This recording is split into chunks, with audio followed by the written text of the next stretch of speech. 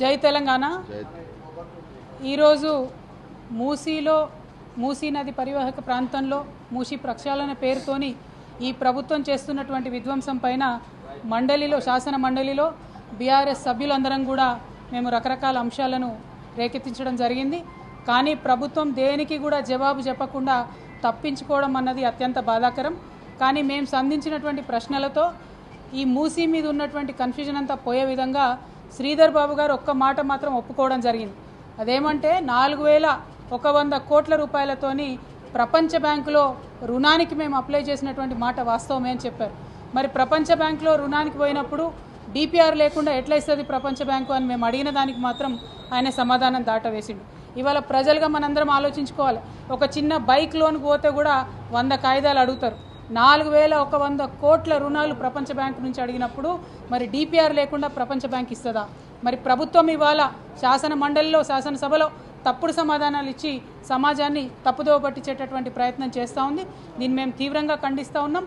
మీరు ఏదైతే మూసీ నది ప్రక్షాళన కోసం బీఆర్ఎస్ పార్టీ ఎన్నడూ కూడా వ్యతిరేకం కాదు. కానీ ఒక ప్రణాళికాబద్ధంగా స్టేజ్ వైజ్గా ప్రక్షాళన చేయాలని బీఆర్ఎస్ పార్టీ భావించింది.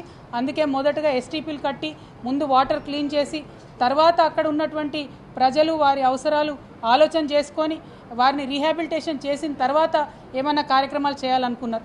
మొత్తం డీటెయిల్గా రీసెర్చ్ చేసినాక 7000 పైచిలుకు మంది ఇండ్లు పోతున్నాయంటే కేసీఆర్ గారు ఆ ప్రాజెక్టు జోలికి పోలేదు.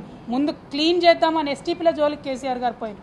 కానీ రేవంత్ రెడ్డి గారి ప్రభుత్వం 7000 మందికి ఎఫెక్ట్ అవుతుంది డైరెక్ట్గా అని తెలిసినా దాదాపు 15,000 పైచిలుకు మందికి ఇప్పటికే మార్కింగ్ చేసినా ఏమాత్రం కనికరం లేకుండా వారికి ప్రత్యామ్నాయ గృహం వసతి కూడా కల్పించకుండా మరి బుల్డోజర్లతోని ప్రజల మీద పడడం అన్నది చాలా దారుణమైన విషయం. ఒక పక్క ప్రజల్ని ఇబ్బంది పెట్టడం, ఇంకొక పక్క శాసనసభలో శాసన మండలిలో తప్పుడు సమాచారం ఇవ్వడం, ఇవి రెండు కూడా ప్రజల్ని మభ్యపెట్టేటటువంటి కార్యక్రమాలు. వీటిని బీఆర్ఎస్ పార్టీ తరఫున తీవ్రంగా ఖండిస్తూ ఉన్నాం. మూసీలో పేద ప్రజలు ఎవరైతే ఉన్నారో వారికి చిన్న ఆస్తి నష్టం కూడా జరిగినా బీఆర్ఎస్ పార్టీ ఊరుకోదు, మీ పక్షాన నిలబడి పోరాటం చేస్తుందని చెప్పి ఈ సందర్భంగా తెలియజేస్తూ హిట్ టీవీ యాప్ ని డౌన్లోడ్ చేసుకోండి. ఇందులో short news, live news, entertainment movies అన్ని అవైలబుల్ గా ఉన్నాయి. Please download Hit TV app. Hit TV app hit TV యాప్ని ఫ్రీగా డౌన్లోడ్ చేసుకోండి.